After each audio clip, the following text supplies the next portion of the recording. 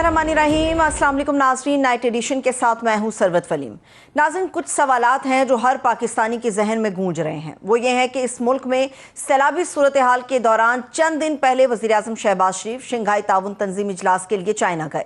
सुर्ख कालीन भी बिछाया गया, उन्हें प्रोटोकॉल भी दिया गया। तगड़े ममालिक के बड़े लोगों से सरेरा उनकी बड़ी बड़ी मुलाकातें भी हुई, तस्वीर भी बनी, कुछ MOUs भी साइन हुए।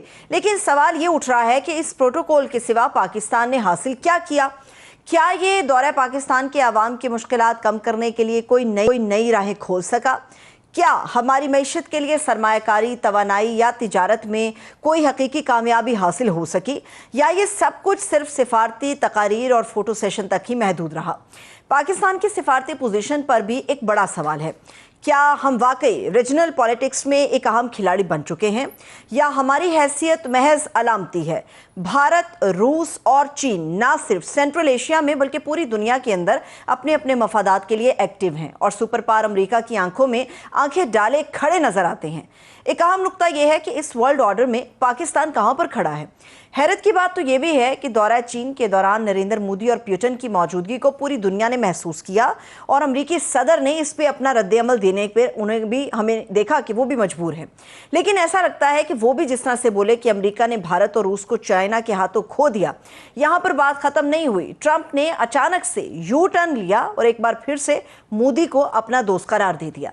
यह जानना बड़ा अहम हो गया है कि अमेरिकी सदर का यह बयान पाकिस्तान के लिए क्या मानी रखता है। भारत की चाइना से राह रस्म और अमेरिका से दोबारा से कुर्बतें हमारे लिए क्या एक नया चैलेंज नहीं बन गई?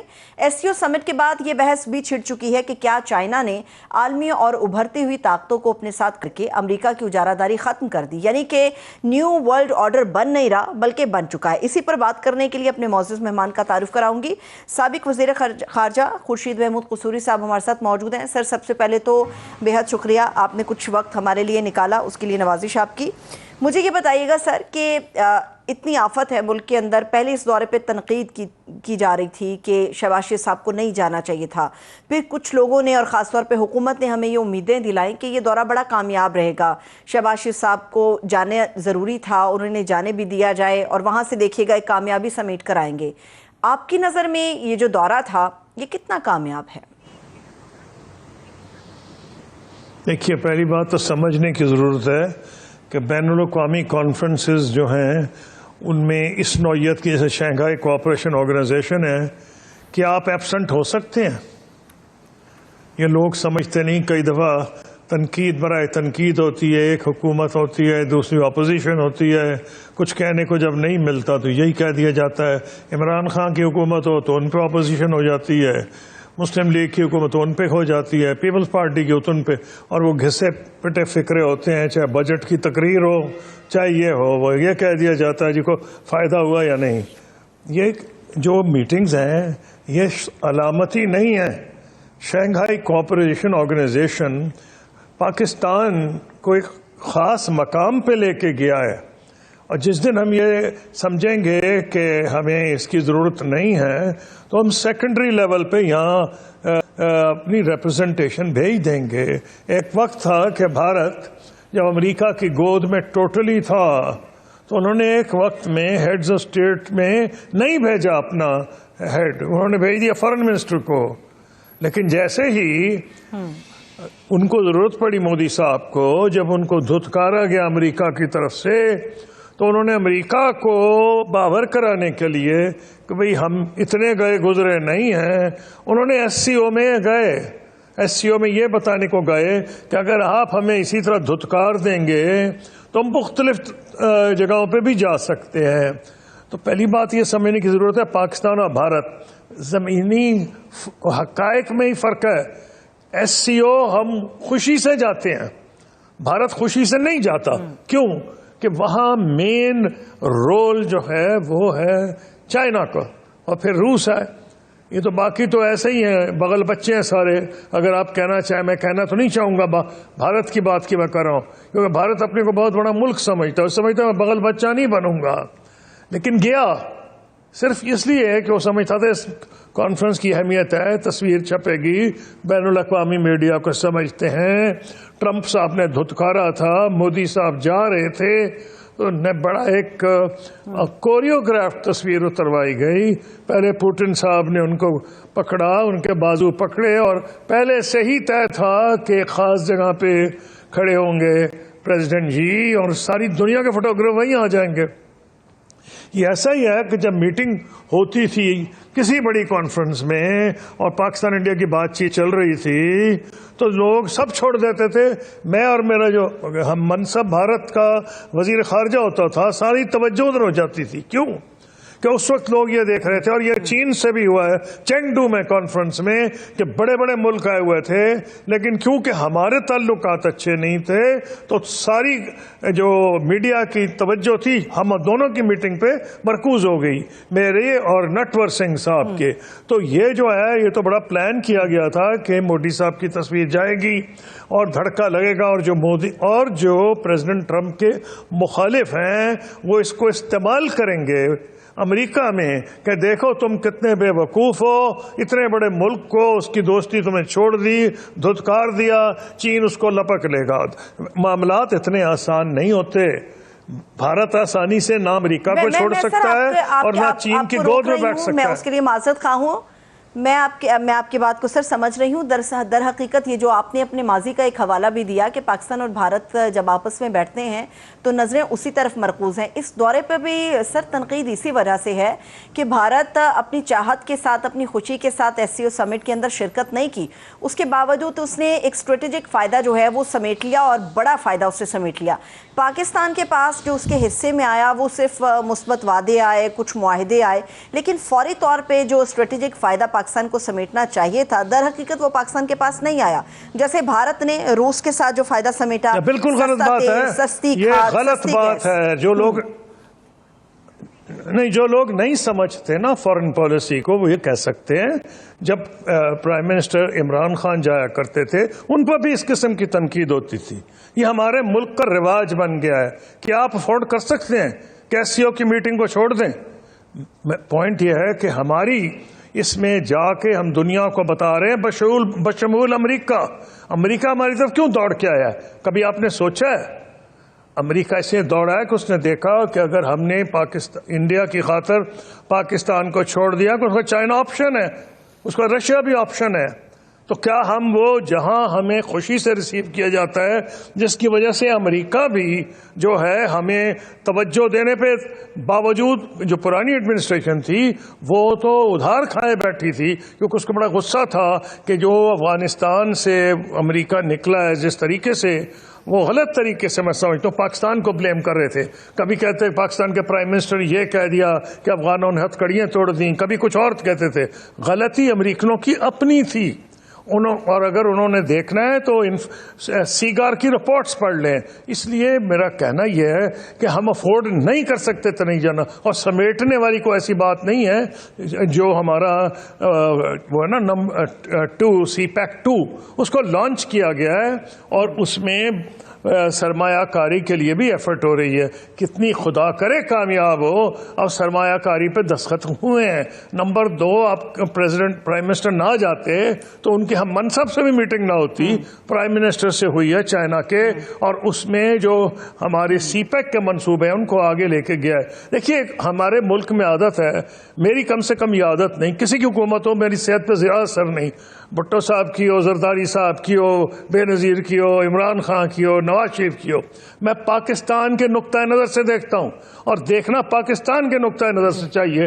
पाकिस्तान CPEC की मीटिंग छोड़ नहीं सकता जब तक खुदा ना खास्ता इतनी बड़ी आफत ना आ जाए कि अगर प्राइम मिनिस्टर ना रोके। आपको पता है कि इंडोनेशिया कितना बड़ा मुल्क है, उनके मुल्क में आफत आई हुई है, और उनका प्रेसिडेंट सब कुछ छोड़ के वहां पहुंच गया परेड के ऊपर, तो उसको फायदा नजर आया तो गया ना?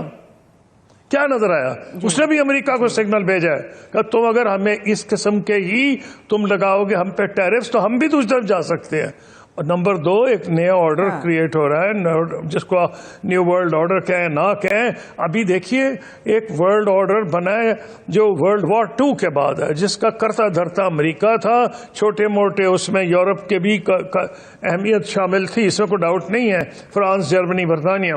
लेकिन जो नया ऑर्डर बन रहा है वो उसकी थीम फलसफा हो रहा है। पहले जो था वो बरतरी पे था, मगरिब की बरतरी पे। ये जो ऑर्डर बन रहा है, ये ऑर्डर ये कह रहा है कि तमाम की आवाज बराबर की है और इंसाफ की बात की जाएगी।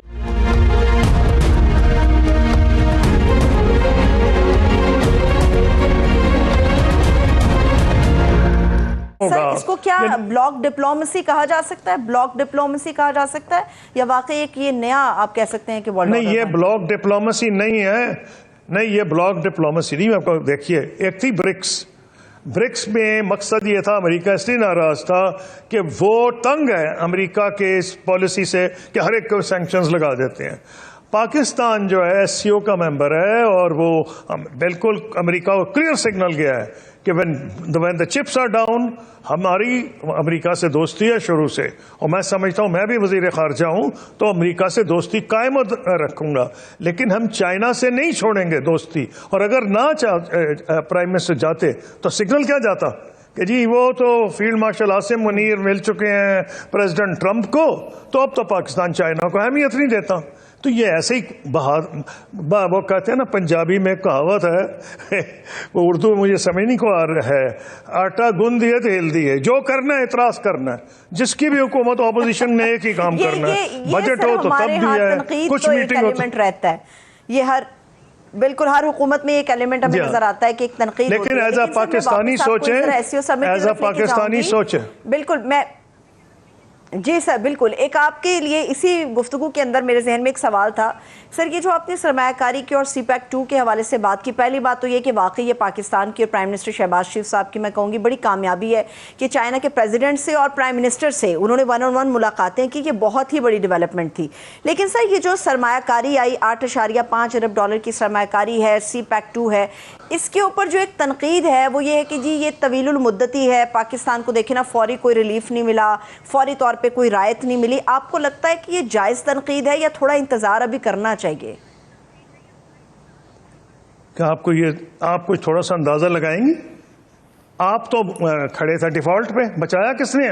चीन ने। सोचा कभी आपने वो जो पैसे जमा कराए आपके अकाउंट में, चीन, सऊदी अरब, यूएई, नहीं तो आप तो कंगाल हो जाते हैं। IMF ने तो कहा था पैसे ही नहीं देंगे अगर आप नहीं लेके आएंगे गारंटीज। तो आप ये अफोर्ड कर सकते हैं कि चाइना को आप अनॉय करें, लेकिन चाइना को अनॉय क्यों करें? वो तो हमारा दोस्त है। हम तो ऐसे बात आप मुझसे सवाल का जवाब निकलवा रही हैं जैसे कि हमको बड़ा चीन पे एहसान कर रहे हैं। चीन हमारा दोस्त है, हर मौके पे हमारे साथ खड़ा रहा है, तो हम क्यों ना जाएं सीपैक की कॉन्फ्रेंस में? इसलिए हमारा जाना मुनासिब था। और मैंने आपको रिपीट किया, अगर इमरान खान वजीर आजम होते तब भी मैं सपोर्ट करता, नवाज शरीफ होते तब भी करता। मेरी सेहत पे असर ही नहीं पड़ता कि जी कौन गया और किस पे अटैक होना है। अटैक तो बराए अटैक होने ही होने हैं। हमने देखना है हमारे मुल्क क्या अफोर्ड कर सकता है। बड़ी बड़ी कॉन्फ्रेंसेस छोड़ दो। जब मैं फॉरेन मिनिस्टर था, मैं लैटिन अमेरिका तक जाया करता था, ब्राजील, अर्जेंटीना, पाकिस्तान का झंडा दिखाने के लिए, सैर करने नहीं। सैर से इतना तंग आया हूं फॉरेन मिनिस्टर के बाद मैं दुनिया में ट्रैवल ही नहीं करना चाह रहा। ट्रैवल करना खुद एक वबाल जान है। लेकिन पाकिस्तान के फॉरेन मिनिस्टर को पाकिस्तान का झंडा हर तरफ लहराना चाहिए। कुछ है कि उसका प्राइम मिनिस्टर गायब हो जाए और उस पर चहमा गोई हो कि पाकिस्तान और चीन की नाराजगी हो गई है। सही सही, ठीक है सर, मैं आपकी मौजूदगी का मज़ीद फ़ायदा उठाऊंगी।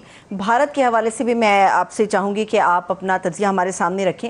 एक तो सर, पाकिस्तान के अंदर ये जो अफरा तफरी है, आफत का माहौल है, ठीक है, भारत भी कुछ जगहों पर मजबूर है, पानी छोड़ना उसकी मजबूरी है, लेकिन कई जगहों पर वो जानबूझ के शरारत करता है या मैं कहूँ कि आबी जारियत करता है। और जो हमारा सिंध तास का एग्रीमेंट है उसकी बार बार वो बारहा खिलाफ वर्जी कर भी चुका और मज़ीद उसके ऊपर करेगा भी और कर भी रहा है। ऐसी सूरत में अब पाकिस्तान के लिए कौन से मजबूत ग्राउंड्स हैं जिनका इस्तेमाल उसे करना चाहिए भारत के खिलाफ? पहली बात तो यह है कि ऑलरेडी जो इंटरनेशनल ट्राइब्यूनल है उसने हमारे हक में फैसला किया है और भारत ये नहीं कर सकता लॉन्ग टर्म। ये मैं आपको एक बात बता दूं, देखिए भारत, अगर हम गरीब भारत के जो फार्मर्स हैं उनका पानी रोकें तो जुल्म होगा। तो पाकिस्तान ये नहीं कह रहा कि हमको भारत के गरीब फार्मर्स को मारेंगे। भारत ये कह रहा है, वहां जंग में कह रहे थे कि हम इनको प्यासा मार देंगे, भूखा मार देंगे, इनका पानी बंद कर देंगे। तो रिकॉर्ड पे उनकी नीयत भी है। लेकिन मैं आपको एक बात बता दूं, उनका बाप भी खड़ा हो जाता तो इंडस बेसिन को उनको बहा के ले जाएगा। क्या करेंगे वो? अब बनाएंगे अगर वो वहाँ कोई बहुत बड़ा स्ट्रक्चर जो हमारा पानी रोक सकेगा, उसको तो 20-25 साल लग जाए, मानते हैं, हमें नजर नहीं आएगा। उसका तो जवाब सीधा है कि अगर आप हमें तुले हुए मारने पे, भूखा मारने पे, तो हमारा हक बचाने में है कि वो डैम हम उड़ा दें। भाई हम अंधे तो नहीं कि आप डैम बनाए जा रहे हैं, पानी हमारा या आप रोक लेंगे। ये भारत को इस बात का पता है।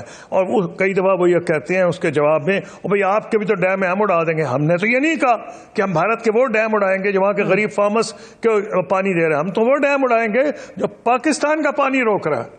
इसमें जौहरी फर्क है। और भारत जब ये करेगा तो देख लेगा पाकिस्तान क्या करेगा। क्योंकि मैं खुद भारत से अमन चाहता हूं, मैंने इस पर किताब भी लिखी है, मैंने एफर्ट भी की है। और भारत में बहुत से ऐसे हिंदुस्तान के में लोग हैं, मैं जानता हूं, जो ये भी मेरी तरह समझते हैं कि जो अमन है पाकिस्तान के साथ वो भारत के मफाद में।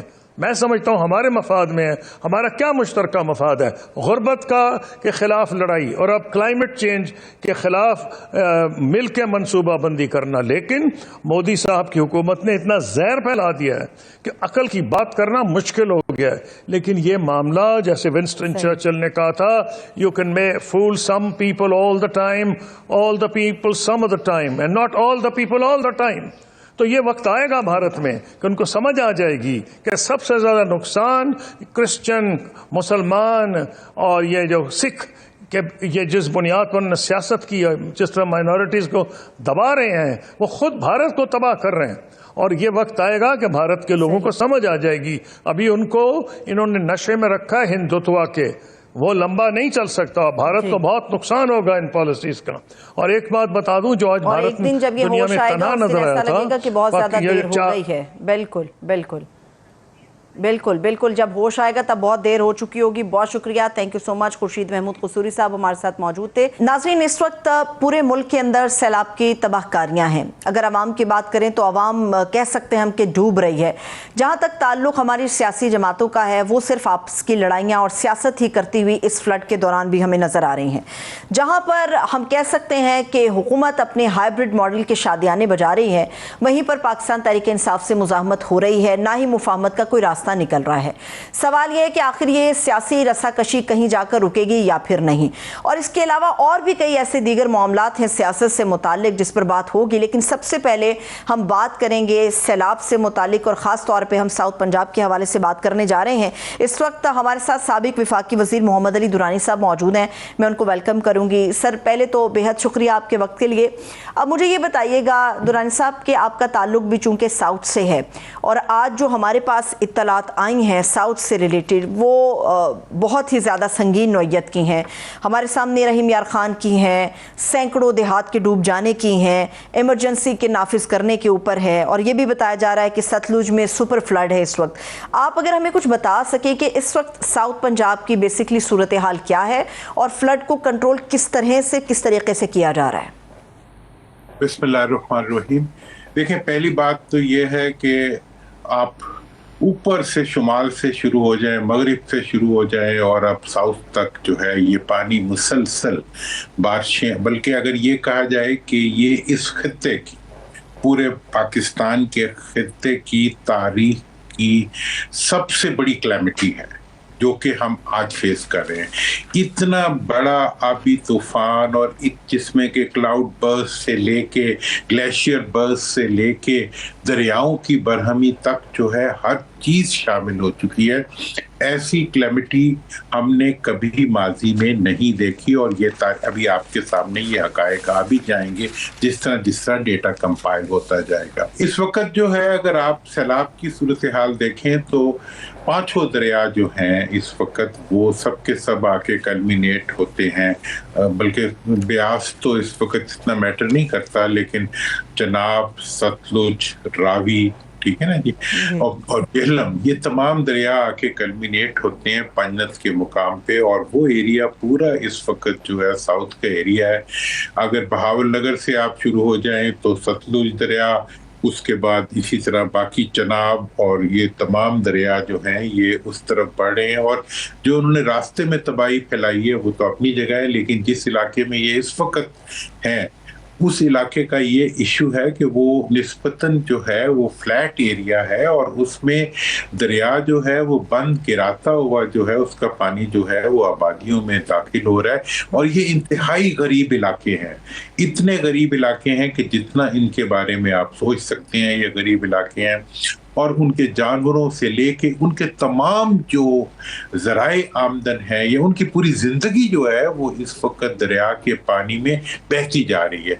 वहाँ की सारी मईशत जो है वो इस वक्त पानी में बहती जा रही है। वहाँ की गंदम पहले ही एक वहाँ की फसलें, मतलब कपास की फसल जो कि वहाँ की एक मेजर फसल है, वो अगर पानी ज्यादा आ जाए वो तो बारिशों ने ही वहाँ तबाह कर दी है।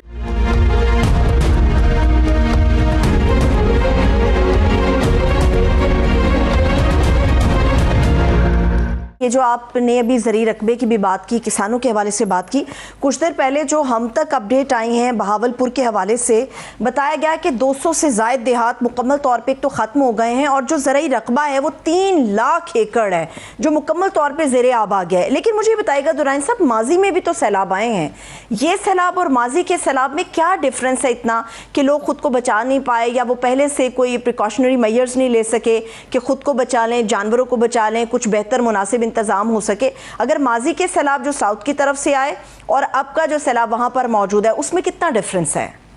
देखिए, माजी में एक सैलाब आया था 2010 में, जो आया था उसका साउथ पे इम्पैक्ट बहुत था।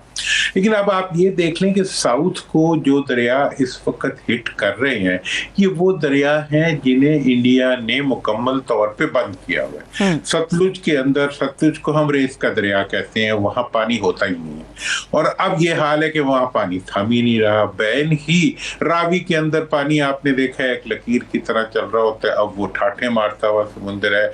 इसी तरह से जो बाकी जितने दरिया हैं वो सब जब पिपर जाते हैं तो, और ऊपर से बारिशें हैं। अब ये फोर्टाबाद का इलाका है, हारूनाबाद का इलाका है जहाँ पे लोगों ने अपनी फसलें लगाई हुई थी, वहां के बारिशों का पानी आके वहां ठहर गया और वहां की सारी फसलों को और आबादियों को, मतलब मैं अगर फिगर्स आपको, इसलिए मैं कोई फिगर नहीं दे रहा क्योंकि वो फिगर्स मुसलसल चेंज हो रहे हैं और एक्सपैंड हो रहे हैं। और वहां पे देखें, रिलीफ का जो काम है वो एक नॉमिनल काम है। हम टीवी पे जो देख लेते हैं वो एक, मतलब एक कैमरा घूमता हुआ और एक कश्ती चलती हुई, वो हकीकत नहीं है। हकीकत तो वो डूबते हुए लोग हैं, हकीकत तो वो डूबी हुई मईशत है उस इलाके की। हकीकत में तो वो पहले से गुर्बत में पड़े हुए लोगों की वो जिसे कहते हैं कर्ब है, जो उनके चेहरों से नजर आता है, जिसको आप दिखाने से रुक रहे हैं। हम ये कोशिश कर रहे हैं, मतलब हुकूमत का ये तासुर है, ये कोशिश कर रही है कि सब अच्छा रिपोर्ट दे। वैसे दुरानी साहब, हमारे तक तो यही इत्तलात आ रही है कि फौरी तौर पे रेस्क्यू भी किया जा रहा है, कश्तियां पहुंचा दी, खाना पहुंचा दिया, लोग बचा रहे हैं, जानवरों को बचा रहे हैं, चारा वहां पर उनको फराहम कर रहे हैं, लोगों के खाने का सामान मुहैया कर रहे हैं। हम तक तो यही खबरें आ रही हैं सारी। देखें, ये सैकड़ों किलोमीटर का इलाका है जिसमें के दरिया की कैफियत बन चुकी हुई है, जिसमें लाखों लोग मुतासिर हो चुके हुए हैं। अभी तक मतलब हजारों स्कूल जिसमें डूब गए हैं, गांव जो है सैकड़ों गांव जिसमें डूब गए हैं।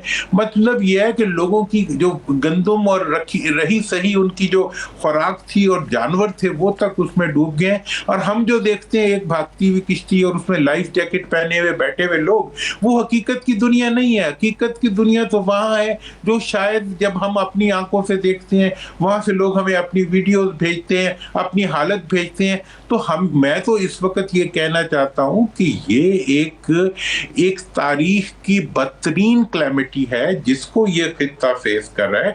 खुदारा इसको लॉलीवुड की फिल्म ना बनाया जाए, बल्कि इसके कर्ब को दुनिया तक ट्रांसफर किया जाए। हम वो कर्ब जिसमें से अवाम गुजर रहे हैं, उस कर्ब के ऊपर हम चादर डाल के दुनिया को जो है उस चादर को दिखाने की हम कोशिश कर रहे हैं, जबकि इस वक्त जरूरत ये थी कि पूरी दुनिया के अंदर, पाकिस्तान के अंदर आने वाली इस क्लैमिटी के बारे में हमारे लीडर्स दांत दिखाने के बजाय, जगह जगह हंसने के बजाय और एक ऐसा अंदाज अपनाने की बजाय जिसमें दुख नहीं है, दुख को अभी चाइना के अंदर प्राइम मिनिस्टर गए हुए, मुझे अफसोस होता है कि उन्होंने फ्लड के बारे में वहां कोई बात ही नहीं की। भाई हम इस पूरी कौम इस वक्त एक दुनिया की बनाई हुई क्लैमिटी से गुजर रही है। दुनिया ने जो क्लैमिटी हमारे ऊपर क्लाइमेट चेंज की शक्ल में हमें जिसकी नजर किया है, हम उसके अंदर पिस रहे हैं। उस पिसते हुई कौम की लीडरशिप जो है वो हंसी हुई लोगों से मिल रही है और अपनी बात भी नहीं कर रही, अपने इलाके के लोगों का कर्ब बयान नहीं कर रहे, तो उससे तो मेरा दिल तो दुखता है। लेकिन दुरानी साहब तो कह रहे हैं कि बड़े हम हमदर्द हैं, और आपकी गुफ्तगू से, चूंकि मुझे पता है कि आपका बड़ा गहरा ताल्लुक है, वहां से मुसलसल आपके पास सारी मुतल्लिका और सारी ऑथेंटिक खबरें आ रही हैं, लेकिन आपकी बातों से ऐसा लग रहा है कि हुकूमत वहां पर कुछ नहीं कर रही, जो दर हकीकत हमें यहाँ पर नजर आ रहा है। इसके लिए तो पूरी कौम को निकलना पड़ता है, जो कि निकले, और पूरी दुनिया को बुलाना पड़ता है कि आए। और मैं इस मौके पे ये तजवीज़ दूंगा, बल्कि मैं आर्मी चीफ से भी ये रिक्वेस्ट करूंगा कि ये इतनी शदीद क्लैमिटी है कि इसके लिए फौरी तौर पर एक इमरजेंसी प्लान की जरूरत है। इसके लिए एक इमरजेंसी की कैफियत नाफिज करते हुए, और इसमें फौज को हमें निकालना पड़ेगा, हमें रेंजर्स को निकालना पड़ेगा, और हमें उनके साथ नौजवानों को जो यूनिवर्सिटीज में पढ़ते हैं और बाकी जगहों पे भी हैं, उनको भी निकालते हुए पहले इस क्लैमिटी को असेस करना पड़ेगा। इस क्लैमिटी को छुपाना हमारी जरूरत नहीं है। देखें, मैं आपको एक मिसाल देता हूं। 2022 में फ्लड आया, उसके ऊपर पूरी दुनिया को हमने उसमें इन्वॉल्व किया, और यूएन ने पाकिस्तान के लिए $15 बिलियन की इमदाद का ऐलान किया, और पाकिस्तानी हुकूमत से कहा गया कि आप इसके लिए जल्द अज जल्द फिजिबिलिटी बना के दें ताकि ये अमाउंट पाकिस्तानी अवाम को ट्रांसफर की जा सके। आप अंदाजा कर सकते हैं कि सिर्फ $3 बिलियन की फिजिबिलिटीज पाकिस्तान की हुकूमत आज तक दे सकी। पाकिस्तान के गरीब अवाम के $11 अरब जो थे वो हमने डुबो दिए अपनी नाअहली के अंधेरे में। आज की जो कैफियत है, आज फिर हम एक क्लैमिटी से गुजर रहे हैं। इस क्लैमिटी की असेसमेंट इस वक्त भी सिर्फ यूएन कर रहा है। हमारी हुकूमत की तरफ से तो वो फिल्में आ रही हैं जिसमें खूबसूरत लोग, खूबसूरत शक्लें और खूबसूरत माहौल के अंदर खूबसूरत साफ सुथरे बच्चों के साथ बैठ के बातों में हम हजारों 2-2 घंटे 3-3 घंटे के ये टीवी के प्रोग्राम चला देते हैं। वो हकीकत कहाँ है जो मैं देख रहा हूँ? फटे हुए कपड़ों वाले, झुलसे हुए चेहरों वाले, मतलब धूप में जले हुए चेहरों वाले, डूबते हुए जानवरों पे रोते हुए, अपनी फसलों के लुट जाने पे मरते हुए लोग जो हैं वो कहाँ आप दिखा रहे हैं? मुझे दिखाएं, किसने दिखाए? इसलिए मैंने ऐसे दुरानी साहब, जिस तरफ आप इशारा कर रहे हैं, जो चीज़ें आप बयान कर रहे हैं, मैंने बहुत ही ऐसे प्राइवेट लोग हैं जिनको इस चीज़ों में इन्वॉल्व देखा है कि वो जाकर लोगों की मदद कर रहे हैं। लेकिन दर हकीकत यहाँ पर शिकवा ये भी आ रहा है, और ये मैं चूँकि बात पोलिटिसाइज हो जाएगी, मैं सिर्फ गुजरते गुजरते आपके गोशगुजार कर दूँ, क्योंकि जो प्राइवेट लोग वहाँ पर जा रहे हैं, लोगों की मदद करना चाह रहे हैं, नौजवान तो एक अलग जगह पर, उनको तकसीम नहीं करने दी जा रही कोई चीज़। उनके बारे में कहा जा रहा है कि जी ये आप पर्सनल लेवल पर नहीं कर सकते, और उसके लिए बाकायदा हमने देखा एक नोटिफिकेशन भी निकला था। उस नोटिफिकेशन के अंदर कहा था जी प्राइवेट लोग या प्राइवेट एनजीओज जो हैं वो जाकर वहां पे खाना नहीं तकसीम कर सकती, खैमे नहीं दे सकती। तो ये बाकायदा हुक्मनामे की सूरत में हमारे सामने आया था। मनहसूल कौम तो तब आके जाएंगे आप लोग, इन लोगों की मदद करेंगे, जब हर एक को कहा जाएगा कि आपने मदद करनी है। यहाँ पर तो मदद के लिए भी बाकायदा हुकूमत का ठप्पा या वो एक कार्ड या वो एक तस्वीर होना बड़ा लाजिम है। देखिए, आप इस वक्त स्टेट ऑफ डिनाइल में जा चुके हैं, आप एक स्टेट ऑफ आर्टिफिशियल थिंकिंग में जा चुके हैं। आप सिर्फ वो देखना चाहते हैं जो आप सोच रहे हैं, आप अपने आप को कामयाब तरीन देखना चाहते हैं, और आप अपने आप को बिल्कुल फातेह देखना चाहते हैं उन लोगों के ऊपर जो बेचारे डूब रहे हैं। यहाँ डूबे हुए को पता नहीं कि देखिए मैं आपको बताऊं, अभी तो ये क्लैमिटी है जो हमारे सर पे आ रही है। कल जो इसकी जब इसका आफ्टर मैथ आएगा, इसके बाद का जो एक शिद्दत और इसके बाद का जो अवाम का नुकसान है, उससे जब भूख से चिल्लाते हुए लोग निकलेंगे तो ये हुकूमत बह जाएगी उसके अंदर। और आज से अगर आपने इसके लॉसेस को किया, उस पे दुनिया को बाखबर ना किया, इंटरनेशनल मीडिया को कब बुलाया आपने, दुनिया के किन किन ऑर्गेनाइजेशंस को आपने बुलाया है पाकिस्तान में कि वो आके विटनेस करें कि हम कितनी बड़ी क्लैमिटी से गुजर रहे हैं, जो कि इस खित्ते ने कभी देखी नहीं है। आप जाएं कितने 100 साल की हिस्ट्री के अंदर इस इंटेंसिटी का फ्लड, इस इंटेंसिटी की रेन और इस इंटेंसिटी के जो क्लाउड बर्ड्स और मतलब ये तमाम चीजें टुगेदर ये कभी भी हमने नहीं देखी अपनी तारीख में। इसलिए इसके लिए मैं समझता हूं कि पूरी दुनिया को एंगेज करना हमारी जिम्मेदारी है। और इसके लिए मैं बहुत सीरियसली कहूंगा आर्मी चीफ से कि वो इस चीज को आर्मी और आर्मी के इदारों की उसमें लें, नौजवानों को बाकायदा कॉल किया, क्योंकि हुकूमत डिनाइल में है। वो सिर्फ और सिर्फ कामयाब और कामरान अपने आप को देखना चाहती है। हाँ। वो उस हकीकत को देखना चाहती है जो उनके ज़हन में है। और मैं आपको ये बता दूं कि सूबाई हुकूमतें जो हैं इस वक्त, उसके बहुत से लोगों से मैं मिला हूं, सरकारी एहलकारों, वो तो फ्लड के बाद की जो मफादात हैं वो उनकी प्लानिंग्स कर रहे हैं। वो अवाम को बचाने की तो प्लानिंग ही नहीं कर रहे। वो कह रहे हैं जी हमारा इतनी सड़कें नहीं बनाई थी, वो पानी में बह गई हैं, ये बह गए, अब फंड्स आएंगे तो हम उस पर काम करेंगे। भाई फंड्स तो तब आएंगे जब आप फिजिबिलिटीज देंगे। तो आज पाकिस्तान की अफवाज, पाकिस्तान के नौजवान, इनकी एक स्पेशल टास्क फोर्स बना के, मैं इन चीजों को समझता हूँ। मैंने नेशनल वॉलंटियर मूवमेंट 2005 में बना के पूरे जो ज़ल्ज़ला ज़दा लोग थे उनके अंदर एक एक घर तक उनको पहुंचाया था। मुझे पता है कि ये क्लैमिटी कितनी दर्द देती है। वहां से आने के बाद भी मैं 3 महीने तक बात नहीं कर सकता था, बात शुरू करता था मेरी आंखों से आंसू निकल आते थे। बहुत शुक्रिया, thank you so much. Mohammad Ali Durrani साहब हमारे साथ मौजूद थे, आपके वक्त के लिए एक शुक्रिया। इसके साथ एक छोटा सा ब्रेक लेते हैं, आप हमारे साथ रहिएगा।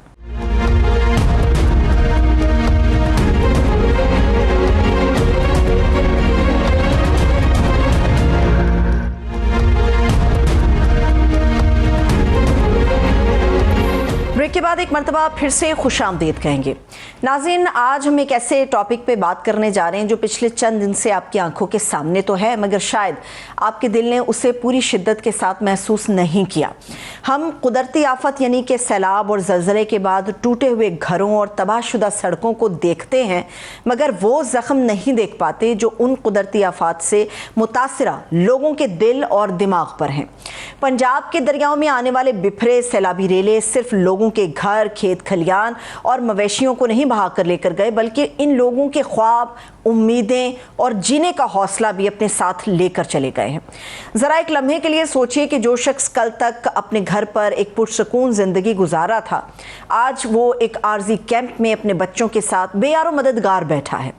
जो कल तक करोड़पति था, आज वो सड़क पर हमें नज़र आ रहा है। जो कल तक लोगों को खाना खिला रहा था, आज वो खुद 2 वक्त का खाना खाने के लिए दूसरों के रहमो करम पर है।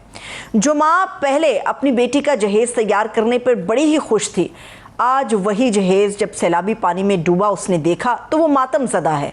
जो बच्चे कल तक अपनी किताबों और खिलौनों से खेल रहे थे, आज वो अपने कैंपों में ज़हनी और जिस्मानी बीमारियों का सामना कर रहे हैं। ये सिर्फ माली नुकसान नहीं है, सिर्फ छत गिरने या खेत डूबने की कहानी बिल्कुल नहीं है। ये कहानी उस सदमे की, उस गम और बेबसी की है। ये इन लोगों के अंदर ही अंदर उनको खोखला भी कर रही है और वो बार बार अपने से सवाल कर रहे हैं कि अब मेरा क्या होगा, मेरा कल कहाँ है, मैं कहाँ जाऊँगा। ये जानना बड़ा ज़रूरी है कि कुदरती आफात के बाद मुतासर अफराद कौन कौन सी नफ्सियाती बीमारियों में मुब्तला हो सकते हैं और बतौर एक मुआशरा हम उनका सहारा कैसे बन सकते हैं। कुदरती आफत इंसानी दिमाग पर कैसे अपना असर डालती है और इन लोगों की ज़िंदगी को दोबारा से उम्मीद का बंधन कैसे बांधा जा सकता है। इसी पर बात करने के लिए स्टूडियोज़ में हमारी मुअज़्ज़ज़ मेहमान मौजूद हैं। मैं उनका तारुफ कराऊंगी। माहिर नफ्सियात हैं doctor Nushaba Anjum Khan. Thank you so much doctor साहबा आपके कीमती वक्त के लिए। डॉक्टर साहबा, अभी हम देख रहे हैं कि रिलीफ का काम चल रहा है। सैलाब की आफत एक जगह से दूसरी जगह, दूसरी से तीसरी जगह पर कई देहात जो हैं मुकम्मल सफ़ा हस्ती से मिट गए हैं, कई घर ख़राब हो चुके हैं, कई हज़ारों की तादाद में ख़ानदान उजड़ चुके हैं। यहाँ पर सिर्फ उन्हें खैमा, एक छत देना काफ़ी है, खाने का एक डब्बा दे देना काफ़ी है, या आपको लगता है कि जो असल इनिशिएटिव्स उठाने ज़रूरी हैं वो अभी तक नहीं हो पा रहे, वो क्या है? बिस्मिल्लाहिर्रहमानिर्रहीम। शुक्रिया सरवत आपके मदू करने का। इस वक्त पूरी दुनिया, वैसे ये जो आफात हैं जिनको आप कह सकते हैं नागहानी, कोई भी जैसे ज़लज़ला या सैलाब हमने देखा, लेकिन हमारे हमसाया मुल्क में भी ऐसा ही वाक़यात, और वो भी पंजाब पूरा डूबा उनका। और हमने एक चीज़ जो आप कह रही है, इफ़ेक्ट कैसे नहीं हो सकता। आप पहली चीज़, बेसिक चीज़, मेंटल हेल्थ या साइकोलॉजिकल इफ़ेक्ट्स तो बाद में आते हैं सरवत। इस वक्त जो बेसिक चीज़ है वो है सर्वाइवल, ज़िंदगी आपको यही ना पता हो कि जिस मुल्क के अंदर या जिस जगह पर आप हैं, जिधर आपकी 600 हज़ारों सालों की कब्रें भी मौजूद हैं, जब जो आपके बाप दादा की सैलाब वो आबाओ अजदाद की वो कब्रें भी बहा कर ले गया हो, आप बाकी घर तो छोड़ दें जिनके पास जाकर। तो मैं ये समझती हूँ कि ये नुकसान दिनों का नहीं है, ये ऐसे हीलिंग सदियों में होती है। मैं आपको बताऊँ, नस्लों की हीलिंग है। मगर इसमें क्या किया जा सकता था? डिप्रेशन, एंजाइटी, PTSD, एक अनदेखा सा खौफ, फ्रस्ट्रेशन, इस वक्त जो हमें आगे चीज़ें जो देखने को मिल रही हैं, जो एग्रेशन उधर मौजूद है। एक टेंट है, बच्चे भूखे हैं, देख रहे हैं माँ बाप। बच्चों को तो इतना महसूस नहीं होता क्योंकि उनके लिए तो एक होता है, क्यों नहीं होता, लेकिन फिर भी माँ बाप, पेरेंट्स बच्चों के लिए बेसिक नेसेसिटी, छत उनके पास नहीं है, घर उनके डूब गए हैं। मैं तहफ़्फ़ुज़ का एलिमेंट नहीं है। सबसे बेसिक चीज़ होती है सेंस ऑफ सिक्योरिटी। आपकी जो बेसिक नेसेसिटी ज़िंदगी में जो है वो है, आप जिस जगह पर है वहाँ पर आपकी ज़िंदगी को कोई ख़तरा ना हो। तो ये बेहिसी, मैं इस सेंस में कहती हूँ कि कोई ऐसी तो बात हुई नहीं। जैसे बर्फ़बारी होती है पहाड़ों में, तो हमने देखा कि उनके दो घर होते हैं, वो माइग्रेट करते हैं दूसरी तरफ, ठीक है। ये उन्होंने अपनी पहले से तैयारी की होती है, अल्लाह ना करे ज़लज़ला वगैरह ना। मैं ये समझती हूँ कि हुकूमती सतह के ऊपर जिधर एक पानी का गुजर है, पहली बात, देहातों की हद तक तो चलो हम माफ़ी इसलिए दे सकते हैं कि उन लोगों के आबाओ अजदाद, लेकिन फिर भी वो एरियाज़ जिनके अंदर उनके ऐसे एरिया जिधर से पानी का गुजर है, वहाँ पर हमारे यहाँ आप देखें कि सोसाइटीज़ का बनना, दरख्तों का बेजा कटना, और आपने लगाना तो दूर की बात, आपने जिसको हम ये टिम्बर माफिया कह रहे हैं, किधर हमारी यहाँ उसके लिए रोका जा सकता। डॉक्टर साहब, प्रॉब्लम यहाँ पर ये है, बहुत सारे लोग हैं, मतलब जिस तरह आप इन सोसाइटीज़ की बात कर रही हैं, हर ख़ानदान चाहता है एक अच्छा मेयार ज़िंदगी हो, उसके लिए कहीं उसे अच्छी जगह मिलती है, वो डेफिनेटली वहाँ पर ख़ुद को ले जाता है। सवाल यहाँ पर उन मासूम बच्चों का है जो अपने खेत खलियान छोड़ रहे हैं, जो अपनी उन जगहों को छोड़ रहे हैं जहां उन्होंने अपनी ज़िंदगी के कई ख्वाब देखे हैं। उनके कई दोस्त बिछड़ गए हैं, किसी के पसंदीदा जानवर हैं वो बह गए हैं, मर गए हैं, वो लापता हो गए हैं, चारा बेहतरीन मुयसर नहीं आ रहा, पेट भरने के लिए लोगों के पास खाना नहीं आ रहा। और मैं किसी जगह का नाम नहीं लूँगी, लेकिन मैंने ख़ुद ऐसी बहुत सारी चीज़ें देखी जहाँ पर लोग एक रोटी के लिए आपस में दस्तों गिरेबां हैं, एक दूसरे के जान के दुश्मन हैं। वहाँ एक कैंप के अंदर आप देखें कि 4 लोगों की गुंजाइश है, तो वहाँ पर आपको 15-20 लोग नज़र आते हैं। तो सेंस ऑफ सिक्योरिटी और ये अदम तहफ़्फ़ुज़ का ये जो फैलता हुआ मामला है, ये कितना खौफनाक है। ये कब तक असर अपना रखेगा? ये बच्चे जिन्होंने अपना घर छोड़ा, या वो पेरेंट्स जिनकी जमा पूंजी लूट गई, ये कब तक चलता है? ये देखें, कम्युनिटी बेस्ड प्रोग्राम्स, ये हुकूमती सतह के ऊपर मेरे ख्याल में ये काम जितने बड़े लेवल पर है, इसके अंदर बिल्कुल हमारे जो हमेशा से हमें अपनी जो हमारी पाक अफवाज हैं वो इसमें इंडल्ज करती हैं और रेस्क्यू करते हैं, ये सब कुछ उन्हें। मेरी ये सिर्फ एक गुजारिश ये है कि कहते हैं हमेशा precautions are better than remedy. अभी वो लोग जिन्होंने खेत अपने अभी काटने का, जब उनका पूरा साल किसान इंतज़ार करता है, जिसका पूरा साल का खर्चा उसके ऊपर चलता है, वो सब बह गया। हमने क्यों हमारे ऐसे अलार्म्स नहीं हैं, या हम लोगों को क्यों उससे पहले नहीं बता सकते कि भाई ये मामला आ रहा है। हमारे जो वेदर फोरकास्ट है, आपको तो महीना पहले की मिल जाती है। जो मेरी चीज़ जहन एक्सेप्ट नहीं कर रहा वो इस बात के ऊपर कि उन लोगों को क्यों नहीं बताया जाता कि ये वाले मामला है। अगर अच्छा चलो अगर हो गए तो आपने क्या क्या फर्स्ट एड, क्या क्या बचना कैसे है, सरवाइव कैसे करना बहुत है। सारे लोग डॉक्टर साहब अपनी जगह को छोड़ने के लिए भी तैयार नहीं है ना, अपने जानवर को छोड़ने के लिए तैयार नहीं है। मुझे आप अपने- बता अपनी दें कि जगहों को- किस जगह पर आप अगर मस्जिदों में ऐलान कर दें, कोई शख्स मरना नहीं चाहता। हाँ, ये बात दुरुस्त। अगर आप सिर्फ मसाजिद के अंदर और कुछ भी ना करें, हुकूमती सतह पे मसाजिद में ऐलान करवा दें कि ये मामलात हम इतना ये प्रिडिक्ट कर रहे हैं, ठीक है, वो उसको आप इश्तिहार की शक्ल में, वो सोशल मीडिया की शक्ल में आजकल तो हर जगह पहुंचाएं। फैलाना चाहते गवर्नमेंट का ये स्टांस होता है कि इस किस्म नहीं, की कार्रवाई इस्तेहालत, पहले उसके तो बाद लोगों जितनी को जानी panic create कर देखिए, जाते हैं। जानी जो आपकी जानें चली गई हैं, अभी आप ये चीज़ देखें कि अब वो मामलात से निकल भी आएंगे। मुझे 2004 का या 5 का ज़लज़ला आज तक हल्की सी भी ज़मीन लरसती है तो काम जाते हैं कि वो वाला वक्त याद आता है। तो ये देखें, इसका मतलब ये है कि वो जो ट्रॉमा है, ट्रॉमा बहुत अरसे तक लास्ट करता है। अभी बच्चों के लिए क्या करना चाहिए, या उन खवातीन के लिए या उन मर्द हजरात के लिए क्या करना चाहिए कि रिलीफ कैंपों में रोटी और छत के अलावा भी कुछ उनको मैं ये समझती हूँ कि सबसे पहले तो आइंदा के लिए ऐसे मामलात हुकूमत को किसी ऐसे सेफ एरियाज में कैंप से लगा कर रखने चाहिए, ताकि अगर कुछ ऐसे मामलात हो तो उनको उससे पहले ही लोगों को वार्न कर दें और फिर सज़ा रखें। आप अभी जिस तरह ये क्लाउड बर्स्ट हो रहा है, बाकी मामलात हो रहे हैं, हमें सबको एक तो मुझे चीज़ ये पता है कि साइको एजुकेशन है, ऐसा नहीं है कि लोगों को पता नहीं है। जब तक आप उसके ऊपर अमल दरामद नहीं करते, कोई चीज़ की बना देना कि ये मामलात है, लेकिन अगर उसके ऊपर आपकी जो है उसके ऊपर इम्प्लीमेंटेशन नहीं है तो उसका कोई फ़ायदा नहीं है। तो उसके लिए लॉ एंड ऑर्डर लोगों के लिए रखें पनिशमेंट कि अगर ये चीज़ है तो आपने मूव करना है वहाँ से। मैं सारा मुद्दा हम लोगों पर नहीं डाल सकते कि उसने पानी खोल दिया, उसने। हमारे यहाँ मुल्क के अंदर मेरे ख्याल में हुकूमती सतह पर कुछ मामलात ऐसे हैं कि हमें डैम्स का बंदोबस्त करना चाहिए था। आज हमें अफसोस होता है कि हम अपने ज़ाती मुफादात की खातिर चंद लोगों के पूरी पाकिस्तान की कौम उसको सफ़र करिए। और साइकोलॉजिकल हेल्प देखें, आप अपने अस्पतालों में, कम्युनिटीज़ में ऐसे लोगों को भेजें जो उनको साइकोलॉजिकल ट्रॉमा से ना सिर्फ निकालें, बल्कि जो ये जगह जगह रिलीफ कैंप जो कि प्राइवेट ऑर्गेनाइजेशंस कर रही हैं, मुझे ये भी नहीं समझ के उन तक अगर आप कह रहे हैं कि 5-5, 6-6 लोग एक में, मैंने तो बेइंतहा पाकिस्तान की कौम तो चैरिटी देने में किसी दुनिया की कौम से कम नहीं है, सबसे ज़्यादा है, सबसे ज़्यादा है। लेकिन हकदार तक पहुंचना, ये चीज़ देखें कि वहाँ तक पहुँच भी रहा है कि नहीं पहुँच रहा। बहुत शुक्रिया डॉक्टर नुशाबा अंजुम खान साहिबा हमारे साथ मौजूद थी। इसके साथ ही मुझे इजाज़त दीजिए, अपना बहुत सा ख्याल रखिए, खुदा हाफिज़।